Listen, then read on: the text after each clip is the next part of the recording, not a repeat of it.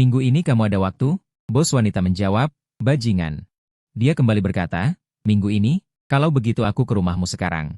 Setelah lulus kuliah, aku dan pacarku Jiang Xiaoman masuk ke perusahaan yang sama. Dia segera selingkuh, dan selingkuhannya adalah kepala departemennya, Li Ming. Aku marah hingga wajahku hijau, berlari dan bertengkar hebat dengan Jiang Xiaoman. Jiang Xiaoman hanya tersenyum dingin padaku, Li Mutao, jangan macam-macam. Kita bukan anak-anak lagi. Li Ming tidak jauh lebih tua darimu, dan dia sudah menjadi kepala departemen. Apakah kamu bisa menjadi kepala departemen seumur hidupmu? Apa aku Jiang Xiaoman harus menderita bersamamu? Sejujurnya, saat itu aku sangat ingin mengundurkan diri, tidak mau berada di perusahaan yang sama dengan wanita jalang ini. Tapi kenyataan membuatku tenang. Sekarang mencari pekerjaan tidak mudah, aku sangat membutuhkan pengalaman ini. Pengalaman kerja ini tidak bisa karena seorang wanita jalang menghancurkan hidupku. Maka aku menyesuaikan pola pikir, siap menyikapi pekerjaan sehari-hari dengan sikap positif. Aku akan membuat prestasi, membuat wanita jalang itu menyesal. Hanya kepala departemen kecil.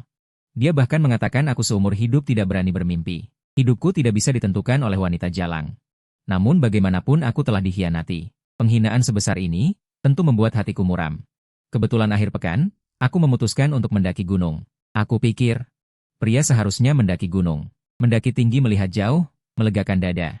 Bisa menghilangkan ketidaknyamanan di hati sekaligus. Pagi-pagi sekali saat mendaki, aku bertemu seorang wanita cantik. Kulit putih, berani, depan menonjol, belakang kencang.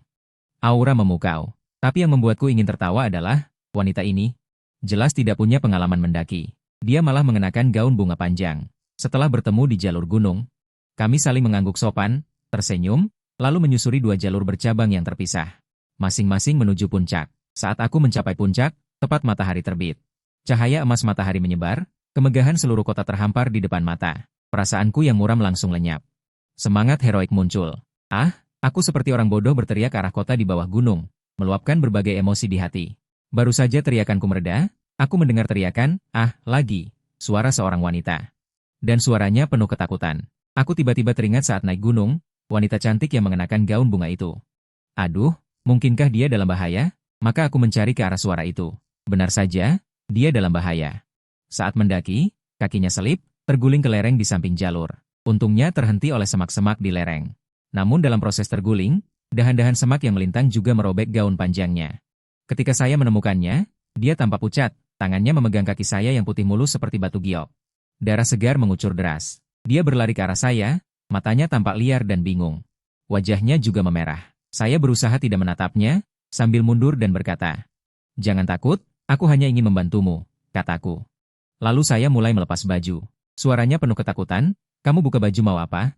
Jangan macam-macam. Tolong." Aku merasa jengkel.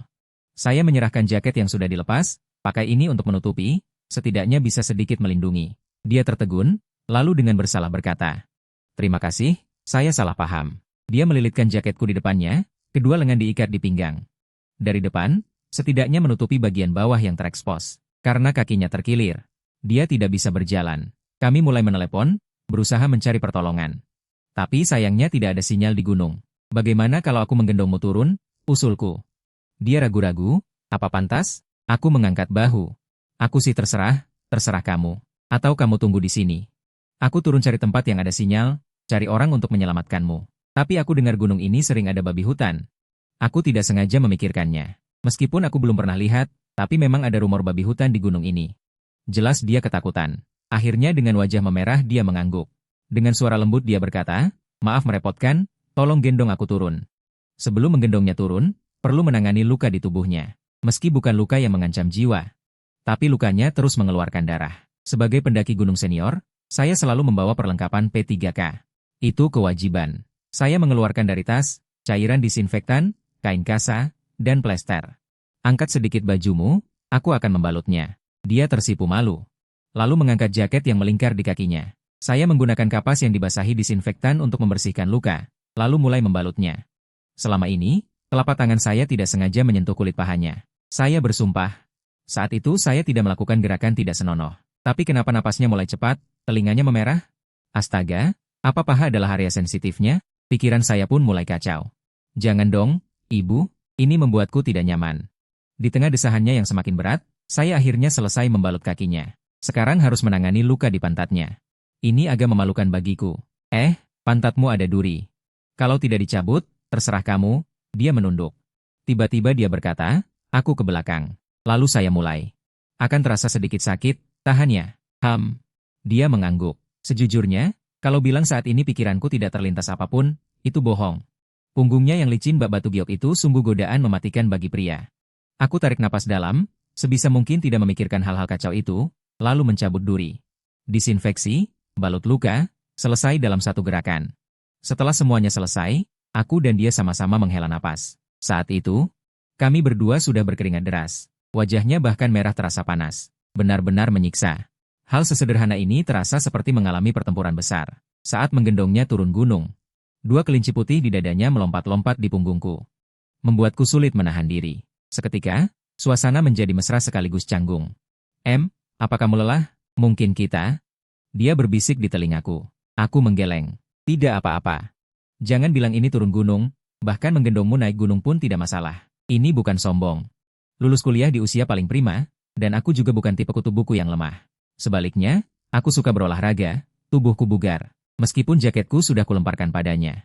Dadaku yang terbuka di hembusan angin sama sekali tidak terasa dingin. Setelah aku tidak lelah, suasana kembali canggung. Untuk mencairkan suasana, aku mengobrol dengannya seadanya. Agar tidak melamun sendiri. Dari obrolan, aku tahu namanya Lu Tao, dan dia tahu namaku Shen Yimeng. Aku tanya kenapa dia naik gunung pakai rok. Dia bilang ini benar-benar di luar rencana.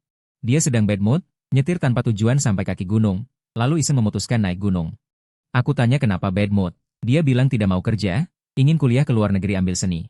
Tapi keluarganya memaksanya bekerja. Aku tertawa. Dalam hidup, 8 atau 9 dari 10 hal tidak sesuai keinginan. Bagi anak muda, bekerja lebih awal memang bisa meringankan beban ekonomi orang tua. Kurasa orang tuanya juga terpaksa tidak mendukung mimpinya. Lagi pula, kata-kata seperti kuliah di luar negeri dan seni. Semuanya butuh uang berlimpah untuk didukung. Kata-kata itu tidak ada hubungannya dengan orang biasa. Sesampainya di parkiran bawah gunung, aku sadar aku terlalu gegabah. Aku meremahkannya. Aku menyesal, karena sebuah mobil sport Porsche yang hampir menyilaukan mataku sedang dia menunggunya. Makasih sudah menggendongku turun. Bisakah kau bantu lagi? Aku tidak pakai celana. Jasmu melilitku, aku tidak bisa menyetir. Bisakah kau mengantarku pulang? Tanyanya malu-malu. Bisa, kenapa tidak? Bantu orang sampai tuntas, antar orang sampai tujuan. Aku duduk di kursi pengemudi, lalu dia dengan hati-hati mengangkat kakinya. Dan duduk di kursi penumpang. Aku bilang dulu, kemampuan menyetirku tidak bagus. Setelah lulus kuliah, meskipun aku punya SIM, aku belum pernah menyetir mobil.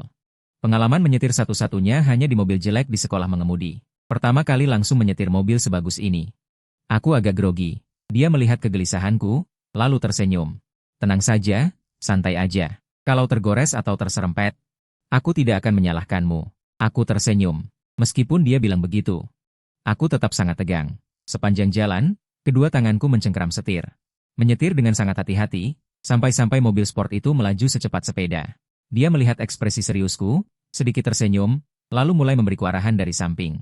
Benar saja, di bawah bimbingannya, kemampuan menyetirku meningkat cukup pesat. Saat aku mulai sombong dan kecepatan mobil berangsur naik, tiba-tiba seekor kucing kecil melompat ke depan. Aku kaget, langsung membanting setir ke kiri. Inersia yang besar membuat tubuh Shen Yingnuo terlempar ke arahku.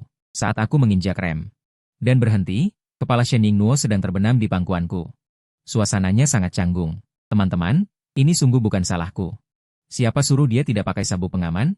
2 detik kemudian, Shen Yingnuo dengan muka merah padam mengangkat kepalanya. Gak apa-apa, mengemudimu lumayan. Refleks tadi cepat, penghindaran darurat berhasil. Aku kembali berkonsentrasi penuh. Akhirnya, di bawah arahannya, aku memarkir mobil di kawasan perumahan villa. Di depan sebuah villa yang dikelilingi bambu hijau. Aku memberhentikan mobil. Setelah turun, Shen Yingnuo dengan sopan mengundangku masuk. Aku menggeleng dan menolak sambil tersenyum. Aku masih bertelanjang dada, kalau masuk terlalu tidak sopan. Lagi pula dia anak orang kaya. Di rumah orang kaya aturannya banyak. Aku akan merasa tidak nyaman. Aku sadar posisiku, aku dan dia hanya kenalan biasa. Kebetulan membantunya sedikit saja. Tidak perlu terlibat terlalu dalam. Kalau begitu tunggu aku di sini. Dia membuka pintu villa dan masuk. Tidak lama kemudian, saat keluar lagi, dia sudah berganti gaun panjang yang cantik, dan di tangannya memegang jaketku. Dia berkata sedikit malu. Jaketmu kembali, tapi sudah aku pakai. Begini saja. Aku belikan yang baru. Aku tersenyum dan menggeleng. Tidak perlu. Sejujurnya, jaket yang sudah dia pakai, aku malah ingin menyimpannya. Saat turun gunung tadi, Di kepalaku sudah terlintas pikiran nakal. Aku ingin membawa pulang jaket itu. Aku menciumnya keras-keras di depan hidung. Tapi begitu pikiran itu muncul, aku memarahi diriku sendiri dalam hati. Binatang, mesum. Bagaimana bisa aku memiliki pikiran seperti itu? Setelah menyesali diri, aku kembali memaafkan diriku. Gerakan tubuh dan panas di dalam hati membuatku berkeringat deras. Saat keluar dari kompleks villa, aku menoleh dan melirik. Wanita yang kubantu ini hanyalah seorang pejalan dalam hidupku. Aku orang biasa seperti ini. Tidak akan ada lebih banyak interaksi dengannya. Hari Senin, aku pergi ke kantor. Saat aku sibuk di depan toilet umum, sekretaris presiden secara acak memanggil, "Lu tahu, lihat tubuhmu begitu kuat. Kemarilah, bantu aku membawa berkas-berkas ini. Antarkan ke ruang rapat." Baik, aku mengerti. Di ruang rapat, sedang berlangsung rapat yang sangat penting. Kudengar presiden lama akan pensiun. Calon presiden baru akan diputuskan dalam rapat hari ini. Aku membawa setumpuk berkas tebal. Baru sampai di pintu ruang rapat, aku bertemu Jiang Xiaoman. Dia mengulurkan tangan dan menghalangiku. "Lu tahu, tidak tahu kalau di dalam sedang berlangsung rapat pusat? Ini bukan tempatmu." Aku mendengus dingin. "Urusanmu terlalu luas. Tidak lihat aku datang mengantar berkas?" Dia menatapku dengan ekspresi meremehkan. "Oh, ternyata hanya kurir yang mengantar berkas. Kalau begitu masuklah." Aku merasa marah. Perempuan sialan ini baru saja naik ke cabang tinggi. Langsung memandang rendah orang. Dulu saat bersamanya, aku benar-benar tidak menyadari. Dia seperti ini. Aku menjawab dengan kesal, "Ya, ya, ya. Aku hanyalah kurir, mana bisa dibandingkan denganmu." Dia tertawa kecil. "Tentu saja kamu tidak bisa dibandingkan denganku." Li Ming sedang rapat di dalam. Dia sengaja mengatur aku untuk menuangkan air bagi para bos di dalam. Aku hampir marah dan tertawa. Setelah sekian lama, kukira dia hebat, ternyata hanya seorang gadis penuang air. Sungguh tidak mengerti. Kita semua hanyalah pekerja kasar. Dia, seorang gadis penuang air, berani meremehkan aku yang kurir? Dia melihat aku tersenyum mengejek, lalu marah. "Ada apa? Meremehkanku?" Aku bilang, "Tugas menuang air ini. Berapa banyak orang yang ingin merebutnya? Belum tentu bisa. Coba, coba, coba." Aku mengangguk setuju. Hari ini menuang air untuk para bos, besok akan sukses. Itu dia. Wajahnya penuh kepuasan. Aku malas menghiraukannya, lalu mengetuk pintu ruang rapat. Setelah mendengar "masuk", aku masuk sambil membawa berkas. Baru saja masuk, langkahku terhenti, karena aku melihat sosok yang familiar, Shen Yinuo. Dia juga terkejut melihatku, wajahnya memerah dan mengangguk pelan padaku. Aku penasaran dalam hati. Apa dia juga bekerja di perusahaan ini? Dan bahkan bisa menghadiri rapat ini? Berarti dia bukan karyawan biasa, melainkan manajemen. Aku tiba-tiba sadar, presiden lama juga bermarga Shen. Dan posisi yang diduduki Shen Yinuo adalah persis di sebelah kiri presiden lama, kursi pertama. Mungkinkah dia punya hubungan dengan presiden lama? Presiden lama tidak memiliki gaya kepemimpinan yang kaku.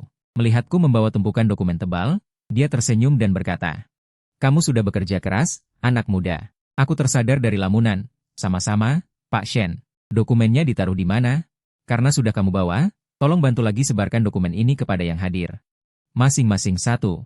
Aku mulai membagikan dokumen. Sementara itu, rapat berlanjut. Presiden lama berkata, "Saya sudah memutuskan untuk mundur. Meski masih menjadi ketua dewan, jabatan presiden akan dipegang oleh putri saya, Yinuo. Mulai sekarang, semua urusan besar dan kecil perusahaan akan ditentukan olehnya." Begitu selesai bicara, tepuk tangan meriah bergema, terutama Jiang Xiaoman, si kepala HR Li Ming, yang bertepuk paling keras. Kedua tangannya bergerak dengan cara yang sangat berlebihan, seolah takut Pak Shen tidak melihatnya. Hatiku sedikit kesal. Ternyata Shen Yinuo memang punya hubungan dengan Pak Shen. Dia adalah putrinya. Tak kusangka, wanita yang kubantu 2 hari lalu. Hari ini sudah menjadi bosku. Setelah dokumen dibagikan, silakan dilihat semuanya. Ini adalah pengaturan terakhir saya untuk perusahaan sebelum pensiun. Setelah presiden lama berkata, dia menatap Shen Yinuo dengan penuh kasih. Yinuo belum pernah terjun ke bisnis perusahaan. Saya berharap kalian semua bisa banyak membantunya. Jangan sia-siakan kepercayaan saya kepada kalian. Saat itu, Li Ming sudah berdiri untuk menunjukkan kesetiaannya kepada atasan baru. Dia bahkan belum membaca dokumennya, karena aku belum membagikan kepadanya. "Nona Yinuo. Saya Li Ming, kepala HR perusahaan. Saya sudah lama mendengar kecantikan Anda tiada tanding. Sekarang bertemu, ternyata, sanjungannya belum selesai. Aku yang membawa dokumen. Sampai di depannya, lalu tidak sengaja menyenggolnya, hampir membuatnya terjatuh. Dia dengan kikuk menyeimbangkan badan, lalu memarahiku, "Dasar anjing. Mata di mana? Mau dipecat?" "Ya, aku tidak sengaja." Jawabku datar. "Dokumennya setinggi ini, menghalangi pandanganku." "Menurutku kamu sengaja." Dia marah. "Cepat pergi." "Ya, aku memang sengaja." Aku muak melihat wajah lancang ini. Memukulnya sekali saja. Kenapa? Saat itu, Shen Yinluo tiba-tiba berdiri dan berkata, "Lu tahu tidak sengaja. Kenapa bicaramu kasar begitu?" Li Ming tertegun. Wajahnya sedikit gugup. Di depan presiden baru, dia meninggalkan kesan buruk. Dia pasti panik. Dan dia tidak mengerti, bagaimana Shen Yinluo tahu namaku? Lagi pula Shen Yinluo belum pernah datang ke perusahaan sebelumnya. Presiden lama pun angkat bicara, sebagai manajemen perusahaan. Pola pikir kalian menentukan pola pikir perusahaan. Saya berharap kalian semua memiliki hati yang lapang. Meskipun kata-kata ini tidak langsung menunjuk nama, tetapi setelah presiden tua selesai berbicara, dia sengaja menatap Li Ming. Li Ming langsung berkeringat deras. "Maaf, Presiden Shen, saya salah. Saya juga hanya karena situasi sementara." Lanjutkan rapat. Presiden tua melambaikan tangan. Menyela penjelasannya, melihat Li Ming gelisah, hatiku merasa lega. Setelah melempar pandangan terima kasih kepada Shen Yinluo, lalu selesai membagikan dokumen. Meninggalkan ruang rapat, sampai di pintu, Jiang Xiaoman masih mengejekku. "Dokumen sudah dibagikan. Setelah selesai, cepat pergi. Ini bukan tempatmu. Kalau begitu aku tidak mengganggu. Kamu jadi penjaga pintu. Ingat masuk dan tambah air ya. Jika tidak melayani dengan baik, hati-hati kehilangan pekerjaan." Aku tersenyum. Jiang Xiaoman berubah marah karena malu. Ingin marah, tapi takut didengar di dalam. Dia melototiku dengan tajam. Aku tertawa cekikikan, lalu pergi dengan cepat. Sebenarnya aku sangat bingung. Jelas dia yang salah, kenapa dia bersikap seperti ini padaku? Lebih buruk daripada orang asing biasa. Setelah berpikir keras, aku mengerti. Dia merendahkanku, mencari alasan, harus membuktikan. Kelemahannya di mana-mana lebih baik dariku. Dengan begitu, dia merendahkanku dengan alasan yang masuk akal. Setelah rapat, aku tiba-tiba berpikiran terbuka. Aku berpikiran terbuka. Apa kamu tidak senang? Bukankah kamu selalu berharap aku bisa menggantikanmu? Senang? Tentu saja aku senang, Yinluo. Bukan ayah tidak mau mengirimmu ke luar negeri untuk belajar seni. Ayah sudah tidak muda lagi, baru saja melahirkanmu. Aku tidak tega kau pergi jauh dariku. Bisakah kau mengerti ayah? Mengerti. Jika tidak mengerti, aku tidak akan jadi presiden ini. Presiden tua Shen tertawa keras. Jangan bohongi aku. Kau dengan rela menjadi presiden ini pasti ada alasan lain. Katakan, apakah kau tertarik pada seseorang di perusahaan? Tebak. Aku tebak pasti. Perusahaan kita banyak pemuda berbakat. Yang bisa kau sukai? Pasti bukan orang biasa. Apakah manajer SDM Li Ming? Dia pendidikan bagus, kemampuan kerja juga lumayan, penampilannya juga tidak jelek. Shen Yinluo mendengus. Cih, aku tidak suka dia. Orang itu dari matanya saja sudah terlihat licik, bukan orang baik. Kalau begitu, ayah, bagaimana menurutmu tentang Lu Tao? Lu Tao? Lu Tao yang mana? Yang hari ini pergi ke ruang rapat membagikan dokumen. Oh, anak muda itu, badannya kelihatan bagus, cukup kuat. Wajahnya juga rupawan, tapi aku jarang berinteraksi dengannya. Bagaimana? Kau kenal dia? Kurang lebih kenal. Kalau begitu ceritakan padaku, bagaimana kemampuannya? Entah, iya, Yinluo. Menurutku ada yang salah denganmu. Jangan-jangan kau suka padanya? Kalau aku suka, bagaimana? Apa yang akan kau lakukan? Sudah kubilang sebelumnya. Nanti aku akan mencarikan jodoh untukmu. Kita tidak lihat latar belakang keluarga. Lagi pula soal uang. Keluarga kita sudah tidak habis-habis. Tapi orang ini harus punya kemampuan. Mampu menjaga warisan keluarga kita. Kalau dia memenuhi syarat, aku tidak keberatan. Tergantung dia sendiri. Menurutku dia pasti mampu. Kalau tidak mampu, aku akan melatihnya sampai bisa. Baik, lihat saja bagaimana kau melatihnya. Pokoknya sekarang kau adalah presiden direktur, kau yang putuskan. Ayah, kau baik sekali. Kau ayah terbaik di dunia. Haha, tapi aku penasaran, bagaimana kau bisa kenal dengannya? Bukankah kau sebelumnya tidak pernah ke kantor? Ah, ini nanti malam pulang aku ceritakan perlahan. Aku mendengarkan dari pintu, bingung. Apa-apaan ini? Shen Yinluo suka padaku? Tapi kalau dipikir lagi, rasanya mustahil. Dia cuma karena aku menolongnya turun gunung. Perasaan terima kasihnya padaku belum hilang. Nanti kalau sudah lama, rasa terima kasih itu memudar. Pasti tidak akan begini. Lagi pula kami berasal dari dunia yang berbeda. Tidak mungkin. Lebih baik fokus kerja dan membuat diriku kuat dulu. Pak Manajer mendekat. Li Mutao, baru terima pemberitahuan, mulai sekarang. Kau naik jabatan menjadi wakil kepala bagian penjualan, menjadi wakilku. Sebenarnya aku sudah lama menilai dirimu. Kita ini seperti saudara. Soal wakil atau bukan, kadang kita bisa berdiskusi bersama. Wakil kepala, aku baru masuk kerja belum lama, belum mencapai hasil apapun. Kok bisa jadi wakil kepala? Apa tidak salah? Aku jadi bingung. Pasti tidak salah. Pemberitahuannya langsung dari presiden direktur, melewati bagian personalia. Li Mutao, sungguh tak kusangka hubunganmu dengan presiden direktur baru begitu baik. Nanti tolong jaga kakak ini ya. Ah, baiklah, baik. Aku kembali dengan wajah bingung. Setelah kepala bagian pergi, aku berpikir sejenak. Aku pun lega. Ternyata Shen Yinluo menaikkan pangkatku menjadi wakil kepala bagian sebagai balas budi. Itu cukup membantuku. Wanita yang membalas dendam dengan satu tembakan ini membantuku unjuk gigi di perusahaan. Memberikan awal yang baik. Setelah berpikir, aku memutuskan untuk pergi ke kantor presiden untuk berterima kasih.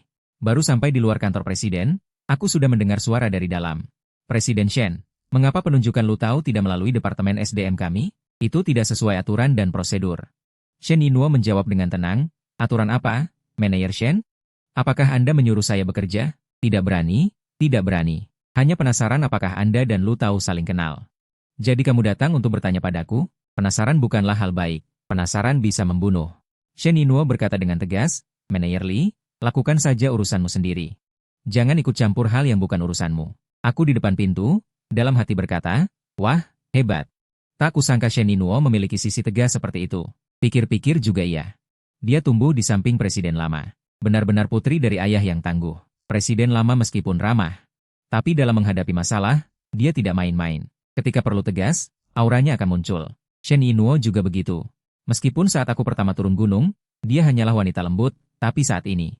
Duduk di posisi ini, dia berubah menjadi presiden wanita yang galak. Li Ming jelas terkejut oleh peringatan Shen Yinluo. Untuk sesaat dia berdiri di sana bingung. Ada urusan lain? Kalau tidak, silakan sibuk dengan urusanmu. Shen Yinluo berkata dengan tenang.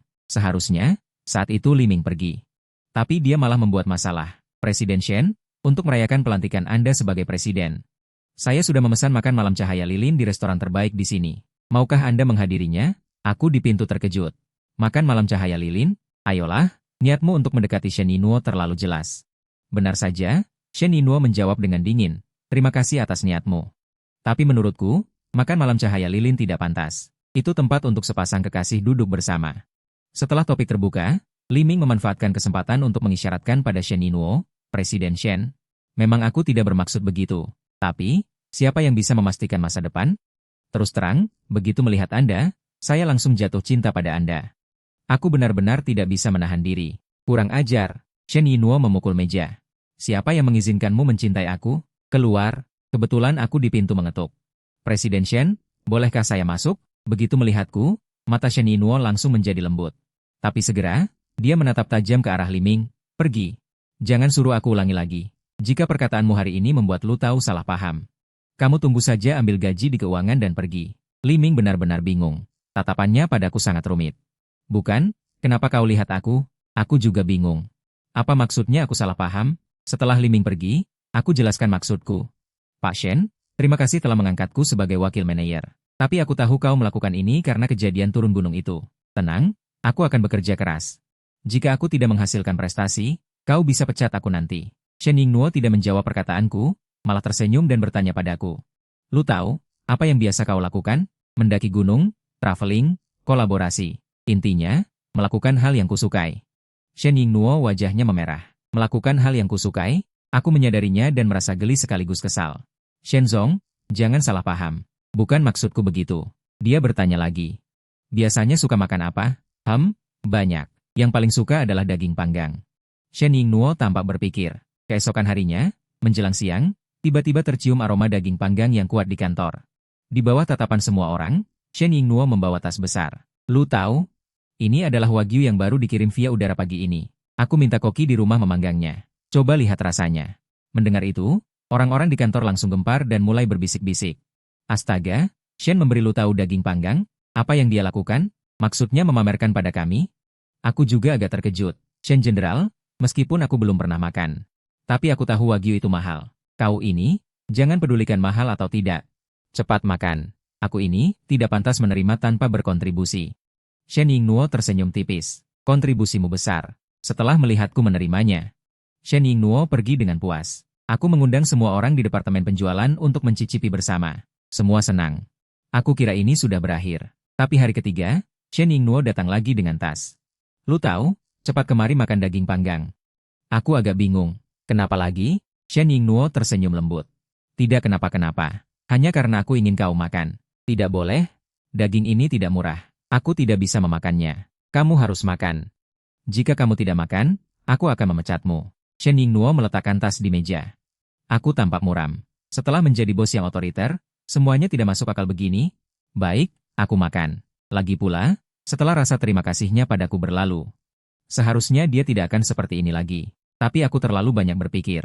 Setelah itu, Shen Yingnuo setiap hari datang mengantar daging panggang. Awalnya aku menolak, lama-lama menjadi mati rasa. Dia memberikannya, ya aku makan. Kalau tidak, apa aku menunggu dipecat? Hari Jumat, aku terlambat. Tidak ada cara. Rantai sepeda putus di tengah jalan. Shen Yingnuo mencegatku di depan pintu perusahaan, Shenzong. Aku tidak sengaja, sepedanya bermasalah, tanya Shen Yingnuo. Sepeda apa yang kamu pakai? Aku dengan bangga mengangkat dada, sepeda sewaan. Shen Yingnuo tertawa. Kamu naik sepeda sewaan, aku biarkan kamu terlambat. Setelah itu, dia mengeluarkan kunci mobil Mercedes. Aku pinjamkan kamu mobil. Akhir pekan ini, pakai mobil ini latihan nyetir. Itu tidak bisa. Aku melambaikan tangan, tidak, terlalu berharga. Shen Yingnuo memasukkan kunci ke tanganku. Jika kamu tidak terima, aku pecat kamu. Kamu terlambat berarti merugikan perusahaan. Kamu datang telat beberapa menit, berarti bekerja lebih sedikit beberapa menit. Jangan remehkan beberapa menit ini, sepanjang tahun akumulasi. Apakah masih soal beberapa menit saja? Apa yang dia katakan sangat masuk akal, aku tidak bisa membantah. Seorang rekan di samping, tertawa dan berkata, Shenzong, aku juga naik sepeda sewaan. Aku juga takut terlambat, aku juga tidak ingin merugikan perusahaan. Pergi main sana. Shen Yingnuo tertawa memarahi. Melihat kunci mobil di tangan, pikiranku berkecamuk. Apakah benar Shen Yingnuo hari itu bilang suka padaku? Kalau tidak, tidak bisa dijelaskan. Kenapa dia begitu baik padaku? Atau aku terlalu berpikir, barang-barang ini meski bernilai tinggi. Tapi di mata seorang CEO kaya, tidak seberapa. Ah, terserah. Pokoknya dia mau begini, biarkan saja dulu. Tunggu sampai perasaannya padaku mereda.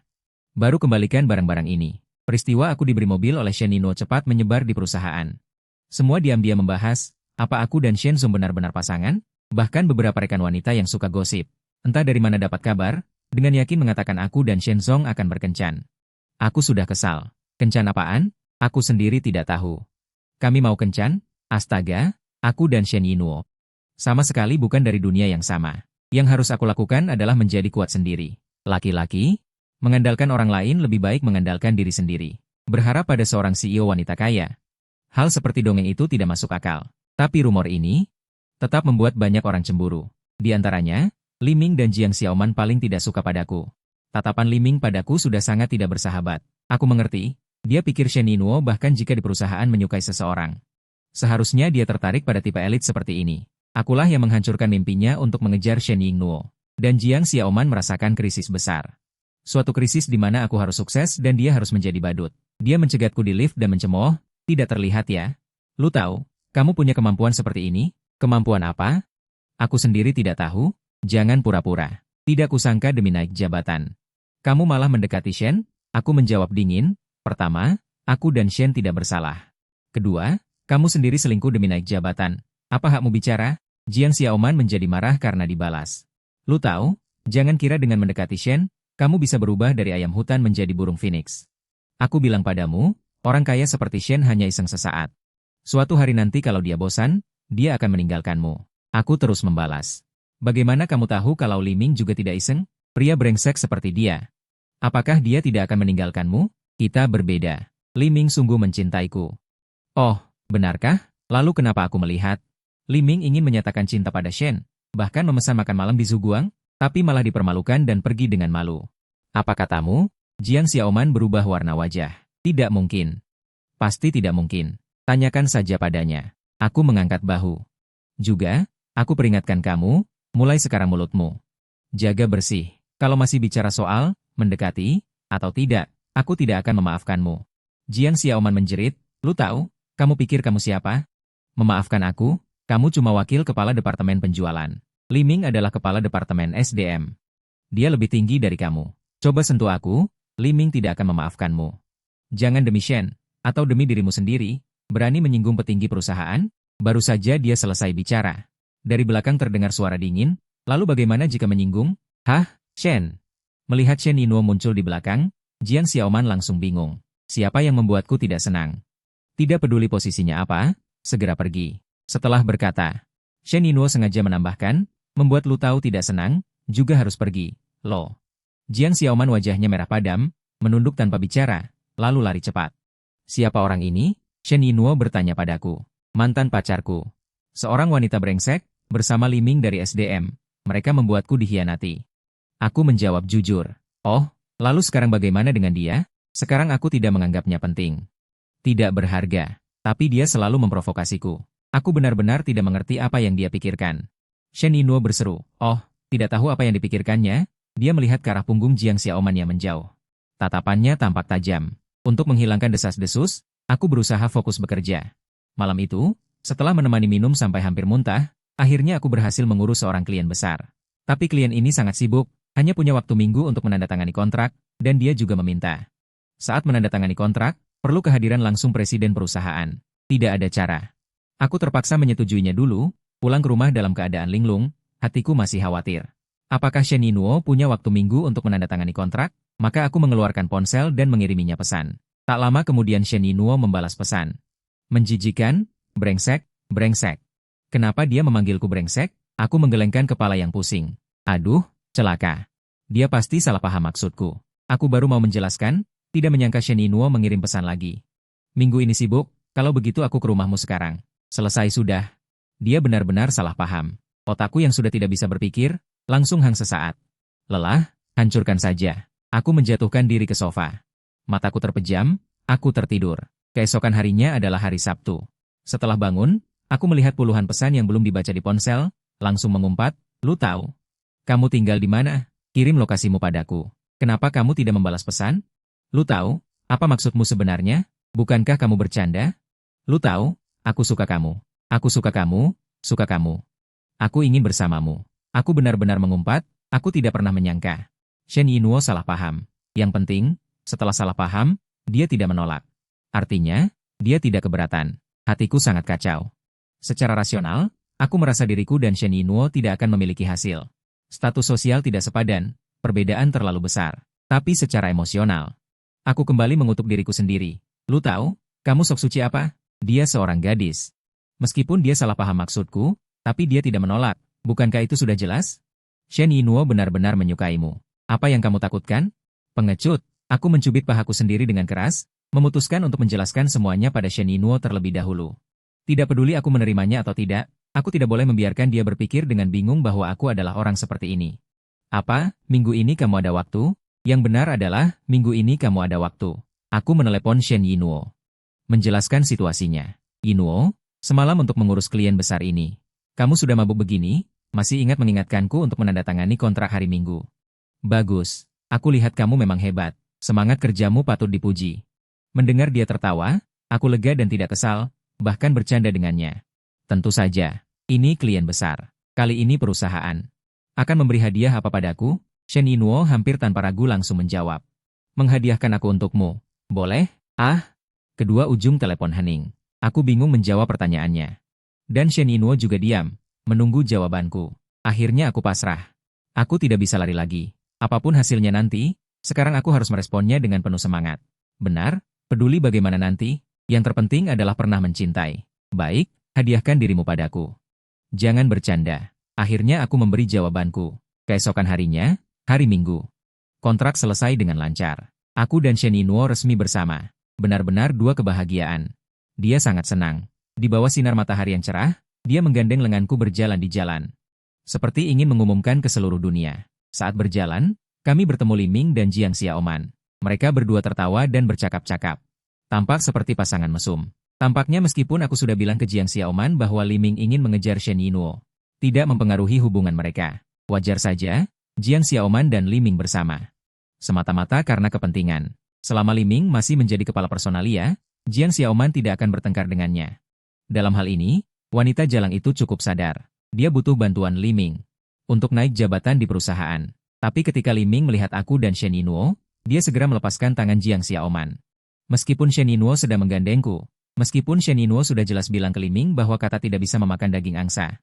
Tapi Li Ming masih berharap. Dia tidak ingin Shen Yinuo tahu hubungannya dengan Jiang Xiaoman.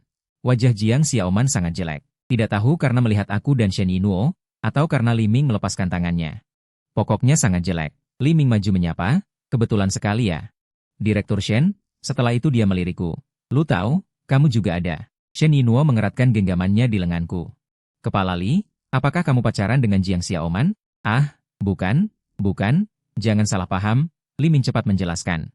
Hanya jalan-jalan bersama. Jiang Xiaoman di belakang, wajahnya sangat buruk. Kebetulan, aku juga jalan-jalan dengan Lu Tao. Setelah itu, Shen Yinuo tertawa lagi, tapi aku dan Lu Tao pacaran. Ah, selamat.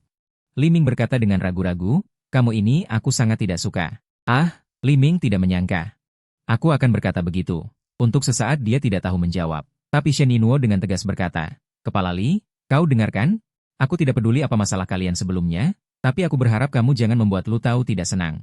Kalau tidak, tidak akan ada lagi tempatmu di perusahaan. Li Ming berkeringat dingin, mengerti. Aku menatapnya dan tersenyum dingin, lalu menarik Shen Yinuo pergi. Saat Jiang Xiaoman ada di dekatnya. Pandangan tajam Shen Yinuo melintas sekilas darinya. Setelah agak jauh, aku berkata kepada Shen Yinuo sambil tertawa, terima kasih sudah membelaku. Shen Yinuo dengan bangga mencebikkan bibirnya. Priaku, tentu aku yang menjaganya. Siapapun yang berani macam-macam padamu, berarti macam-macam padaku. Aku akan membuatnya mati konyol. Setelah berkata begitu, Shen Yinuo menoleh dan kembali melayangkan tatapan tajam ke arah Jiang Xiaoman. Sejak aku dan Shen Yinuo menjadi kekasih, seluruh perusahaan tahu. Macam-macam omongan bermunculan. Aku hanya tersenyum menanggapinya. Untuk membuktikan bahwa aku bukan pemakan nasi gratis. Aku bekerja lebih keras lagi. Dalam sebulan, aku berhasil menandatangani beberapa kontrak dan menjadi juara departemen penjualan. Shen Yinuo memindahkan mantan kepala departemen penjualan ke bagian lain, dan aku secara otomatis. Dari wakil kepala menjadi kepala departemen. Hari itu, Jiang Xiaoman tiba-tiba datang ke departemen penjualan. Dia bahkan secara inisiatif menjabat tanganku. Halo, Kepala Lu. Aku tidak menjabat tangannya, hanya bertanya singkat. Ada keperluan? Kemarahan di mata Jiang Xiaoman melintas sekilas. Mulai hari ini, aku resmi bergabung di departemen penjualan. Setelah berkata, dia mengeluarkan surat mutasi personel dan meletakkannya di meja kerjaku. Aku sangat terkejut. Dia sebelumnya bekerja di bagian personalia, dengan Li Ming yang melindunginya, hidupnya cukup nyaman. Kenapa tiba-tiba ingin pindah ke departemen penjualan? Perlu diketahui. Departemen penjualan hampir merupakan bagian dengan tekanan kinerja terbesar di seluruh perusahaan. Sepengetahuanku tentang Jiang Xiaoman. Dia tidak mungkin dengan sukarela mencari tekanan. Tapi aku tidak menanyakan alasannya, hanya menyilangkan kaki dan berkata dingin sambil tersenyum. Li Ming tidak bilang-bilang padaku, tiba-tiba mengirim orang ke sini. Kira aku ini apa? Departemen penjualan hanya menerima karyawan paling kompeten. Bukan sembarang sampah. Jiang Xiaoman tersenyum, Lu tahu.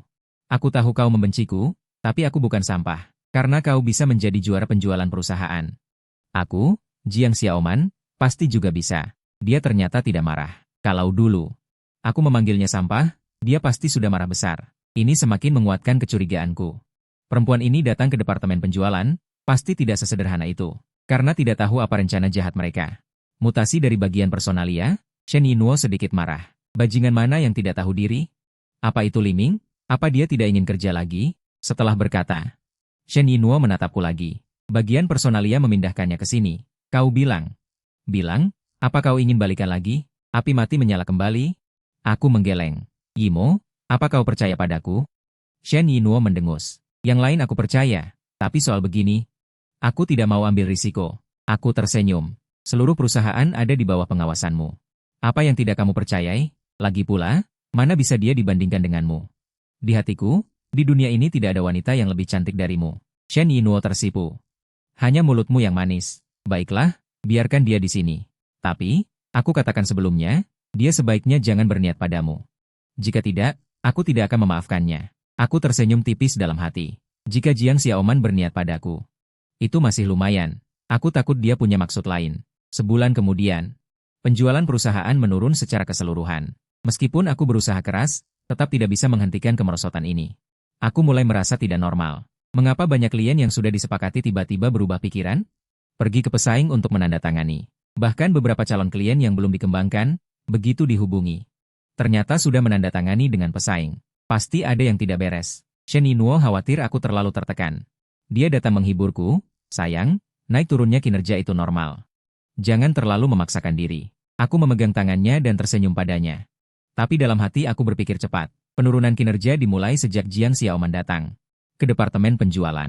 Lalu, dapatkah aku menyimpulkan bahwa ini ada hubungannya dengannya? Tidak, aku harus mencari tahu.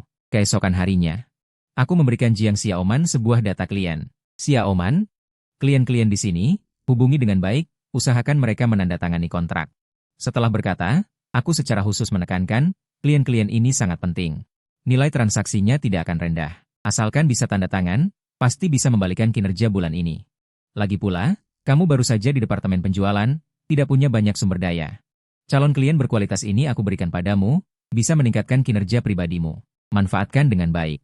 Jiang Xiaoman tersenyum padaku, terima kasih. Tapi aku bisa melihat, itu senyum palsu. Senyumnya bukan di wajah, tapi di matanya. Itu senyum kemenangan. Aku berbalik dan pergi ke ruang rapat di lantai atas, mengunci pintu. Lalu mengeluarkan beberapa ponsel, meletakkannya di meja rapat. Ya, data klien yang kuberikan pada Jiang Xiaoman semuanya palsu. Kontak yang tercantum di sana adalah ponsel-ponsel di depanku. Benar saja, tak lama kemudian telepon berdering. Setelah kuangkat, suara yang terdengar bukan Jiang Xiaoman, melainkan suara asing lainnya, Tuan Su, halo. Saya manajer bisnis dari grup Binzhou, ada waktu untuk bicara, Tuan Su? Itu adalah nama palsu yang saya tinggalkan di data pelanggan, dan grup Binzhou adalah pesaing terbesar kami. Saya mencibir dalam hati, benar saja, begitu data pelanggan diserahkan ke Jiang Xiaoman, langsung bocor ke pesaing. Tuan Su, penawaran harga produk perusahaan kami lebih kompetitif. Apakah Anda ingin mempertimbangkannya? Saya menjawab seperlunya, mengatakan sedang sibuk, akan menghubungi nanti. Lalu saya tutup telepon. Tak lama, telepon kedua berdering. Tuan San, halo. Saya manajer bisnis grup Binzhou, ada waktu bicara? Saya tidak menjawab, langsung tutup. Manajer itu mengirim SMS. Maaf, mungkin Anda sedang rapat. Nanti saya hubungi lagi. Semoga sukses. Baru selesai membaca SMS, telepon ketiga berbunyi. Direktur ruang. Halo, saya manajer bisnis grup Binzhou, ada waktu bicara? Begitulah, semua nomor telepon yang ada di data palsu yang saya berikan ke Jiang Xiaoman. Ditelepon semua. Saya selalu bilang, semuanya sudah terungkap sekarang. Jiang Xiaoman ternyata mencuri data pelanggan perusahaan dan memberikannya ke pesaing. Pantas dia rela pindah ke bagian penjualan. Karena hanya bagian penjualan yang bisa mengakses data ini. Tapi untuk apa? Uang? Apakah ada keterlibatan Liming? Dengan pertanyaan-pertanyaan ini, saya menuju ke ruang Presiden Shen Yinluo. Setelah menjelaskan semuanya, Shen Yinluo tidak seperti yang saya bayangkan. Dia malah agak bersemangat. Bagus, aku sudah lama ingin menghajarnya. Hanya saja tidak ada alasan. Dia datang sendiri, jadi jangan salahkan aku. Saya terkejut. Sudah lama ingin menghajar, ternyata kamu sudah lama tidak suka pada Jiang Xiaoman, berani menyentuh priaku, cari mati. Jiang Xiaoman di mejanya, hendak pulang. Orang dari Departemen Hukum masuk. Nona Jiang Xiaoman, Anda tidak boleh pergi sekarang. Anda diduga mencuri data pelanggan penting perusahaan kami, menyebabkan kerugian ekonomi besar. Kami sudah melapor polisi. Silakan tunggu di sini sampai polisi datang. Jiang Xiaoman tampak panik. Kalian memfitnah. Apa bukti kalian aku mencuri data pelanggan? Hanya dengan ini. Shen Yingluo masuk. Data pelanggan palsu dibanting ke meja. Data ini sama dengan yang diberikan Lu Tao padamu. Ya, kebetulan sekali. Baru saja diserahkan padamu, grup Binzhou langsung mendapatkan semua informasi dari data ini. Jiang Xiaoman semakin panik. Tapi dia masih keras kepala. Data pelanggan ini, bukankah kalian juga mengumpulkannya setiap hari? Apa grup Binzhou tidak mengumpulkannya? Apa buktimu mereka mendapat informasi dari data ini? Aku melangkah maju, mencibir dengan dingin, sederhana. Karena ini dokumen palsu. Semua orang di dokumen ini palsu. Aku hanya butuh 1 menit. Aku tulis asal-asalan. Tidak ada orang-orang ini di pasar. Dan semua kontak yang ditinggalkan adalah nomor telepon yang baru aku buat kemarin. Dalangnya adalah aku. Aku menatapnya dan bertanya dengan dingin. Apakah ini ide kamu sendirian? Apa yang kamu tangisi? Jiang Xiaoman yang sedang menangis mengangkat kepalanya. Apa yang aku tangisi? Limu Tao, aku benci kamu. Kamu dulu hanya seorang pecundang. Kenapa kamu bisa mendapatkan kepercayaan Shen Yinluo? Menjadi juara penjualan dan kepala departemen? Kamu begitu hebat.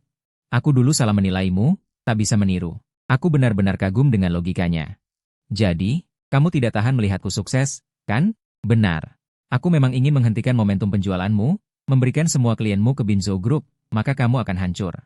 Kamu tidak hanya kehilangan penjualan, bahkan Shen Yinluo tidak akan menghargaimu lagi. Kalau tidak, aku akan jadi bahan tertawaan. Aku menghela napas dengan pasrah. Jiang Xiaoman, aku tahu kamu tidak bisa melakukan ini sendirian. Siapa lagi? Jujurlah, tidak ada, hanya aku seorang. Jiang Xiaoman menjawab dengan keras sambil membuang sesuatu. Aku tersenyum. Tidak apa-apa jika kamu tidak mengaku. Bagaimanapun, kita akan menggugat Binzhou Group juga. Aku ingin melihat, apakah mereka akan menanggung semua tanggung jawab untuk melindungi dalang di balik layar. Dan aku juga tahu, kamu melindungi orang ini bukan karena cinta, tapi karena kamu punya harapan palsu. Kamu masih berharap setelah melindunginya, dia bisa menyelamatkanmu. Tapi aku bisa memberitahumu. Setelah Jiang Xiaoman dibawa polisi, Shen Yinluo dengan tegas langsung mengumpulkan petinggi perusahaan untuk rapat. Bahkan yang sudah pulang dipanggil kembali. Aku beri kalian kesempatan untuk mengaku. Siapa lagi yang terlibat dalam ini? Tidak ada yang bersuara, tapi tanpa kecuali, semua mata tertuju padamu. Hubungannya dengan Jiang Xiaoman tidak jelas, itu hampir rahasia umum di perusahaan. Shen Yinluo mencibir dingin. Tidak ada yang mengaku, baik, kita bertemu di pengadilan. Dia segera memerintahkan Departemen Hukum untuk menyusun gugatan. Terhadap Binzhou Group dan Jiang Xiaoman, segera ajukan tuntutan. Li Ming sedang melamun. Matanya penuh kebingungan. Kepala Li, kenapa kepalamu berkeringat? Aku bertanya sambil tersenyum. Ah, apa iya? Li Ming mengusap keningnya. Tidak ada. Aku tertawa lagi. Kepala Li, menurutmu apakah Jiang Xiaoman di dalam penjara akan menyebutkan dalang di balik ini? Ah, menurutmu masih ada dalang di balik ini? Masa sih? Li Ming sudah penuh keringat. Aku mendengus dingin. Siapa yang tahu? Aku yakin ada. Bahkan jika Jiang Xiaoman tidak bicara, di pengadilan, dia akan bicara juga. Keesokan harinya, Li Ming ternyata kabur. Dia tidak datang ke perusahaan, teleponnya juga tidak bisa dihubungi. Pencuri itu mengakui kesalahannya sendiri. Ini sama saja dia sudah mengakui bahwa kebocoran data ada hubungannya dengan dirinya. Tapi apa dia bisa kabur? Segera, polisi yang menerima laporan menangkapnya, sekaligus menemukan bukti transfer besar-besaran dari perusahaan Binzhou kepadanya. Aku dan Shen Yinluo pergi ke kantor polisi menemuinya. Menanyakan kenapa dia melakukan ini. Demi uang, dari elit sosial yang angkuh. Manajer perusahaan besar hingga menjadi tahanan sekarang, Li Ming jiwanya hancur. Dia berteriak, demi uang. Tapi tidak sepenuhnya. Dia menunjukku, semua karena kamu. Shen Yinluo seharusnya milikku. Aku begitu hebat, kenapa dia malah memilihmu? Dia bahkan demi kamu berkali-kali mengancamku, menyuruhku dipecat dari perusahaan. Aku menyuruh Jiang Xiaoman mencuri data klien, menjualnya ke perusahaan Binzhou. Semua ini untuk membalas dendam padamu, Lu Tao. Aku membencimu. Teman-teman, aku benar-benar tertawa kesal. Ada Jiang Xiaoman, ada Li Ming. Pasangan tidak setia ini. Malah balik membenciku. Di mana bisa cari keadilan? Tapi Shen Yinluo, setelah mendengar kata-kata Li Ming, wajahnya penuh rasa, menyukai diri sendiri. Lu Tao 1000 kali, 10.000 kali lebih baik darimu. Kamu bahkan tidak sebanding dengan kelingking kakinya. Aku sudah memperingatkanmu, jangan macam-macam dengan Lu Tao. Sekarang, pergilah kamu dan Jiang Xiaoman mendekam di penjara. Akhirnya, di pengadilan, Li Ming dan Jiang Xiaoman menerima hukuman yang setimpal. Perusahaan Binzhou juga membayar harga mahal. Terlibat persaingan bisnis tidak sehat, mereka tidak hanya harus mengganti seluruh kerugian ekonomi kami, tetapi juga didenda berkali-kali lipat. Dan di dalam perusahaan, tanpa orang-orang yang suka berpura-pura, aku bekerja semakin nyaman. Segera, aku kembali menjadi juara penjualan, membawa kinerja perusahaan ke peringkat pertama di industri. Bahkan presiden lama yang sudah pensiun pun memandangku dengan kagum. Akhir pekan lagi, Shen Yinluo dengan inisiatif mengajakku melakukan hal yang kami suka lakukan. Aku panik, kamu mau apa? Mau? Serius? Dong? Ah, ayo pergi. Pergi mendaki gunung bersama. Sampai di kaki gunung, dia menyuruhku menggendongnya naik. Bukankah kamu bilang, bukan cuma turun gunung, kamu bilang menggendongku naik gunung pun tidak masalah. Tentu saja, rasa-rasanya aku membual. Aku menggendongnya. Di bawah sinar matahari yang hangat, selangkah demi selangkah aku berjalan ke atas gunung, sampai di dekat semak-semak sebelumnya.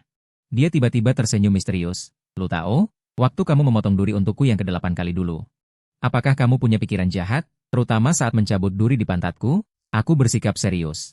Tidak, tidak. Kamu laki-laki atau tidak? Apakah saya laki-laki? Kamu ingin tahu? Ingin.